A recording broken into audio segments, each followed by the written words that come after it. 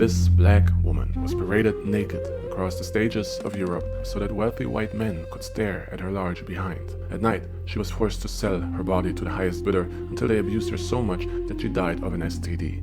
After her death, they cut out her genitals and put them on display in a museum. This is the story of a black African woman whose real name is unknown, but whom her tormentors had called Sarah Baartman. She was originally born in the Gamtoos Valley of South Africa. In 1789, white Dutch settlers raided her home and killed her husband while capturing her alive.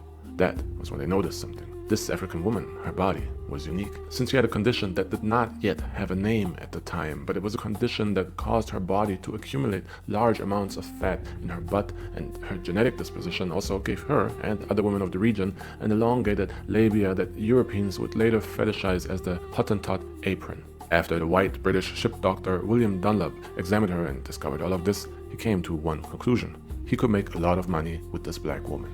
The doctor convinced her to come to England, promising her wealth and fame. The woman believed in his lie and was pressured to sign a contract of employment that she could not even read. And then, when she arrived in London in 1810, she was given to a freak show. Her name was now the Hottentot Venus, and she lived in a cage. She was only allowed to wear skin-tight fabric that covered very few parts of her body and matched her skin color to create the illusion of nudity. Then she was decorated with beads and feathers like an exotic animal. The wealthy British elites that paid to see her were allowed to poke her with sticks, touch her body, pinch her flesh to verify that her curves are real. And after the novelty of that wore off, the money stopped coming in, her captors, who had since given her the servant name Sarah Baartman, sold her to an animal trainer in Paris. There she was forced into prostitution. Her body was sold to the highest bidder every night, while every day she drank in the shack that she was given to live in alone, drank to numb the pain. By 1815, she was sick, suffering from several STDs, and eventually succumbed under the weight of those illnesses, inflammation and alcoholism.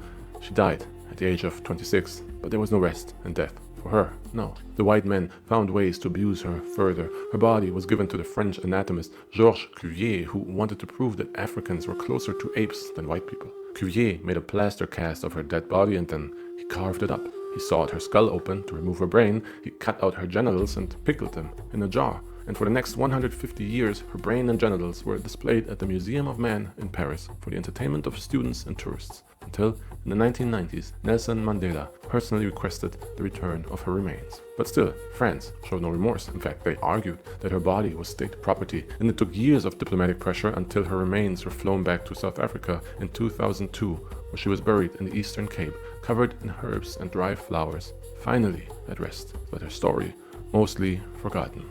Until now, thank you for watching.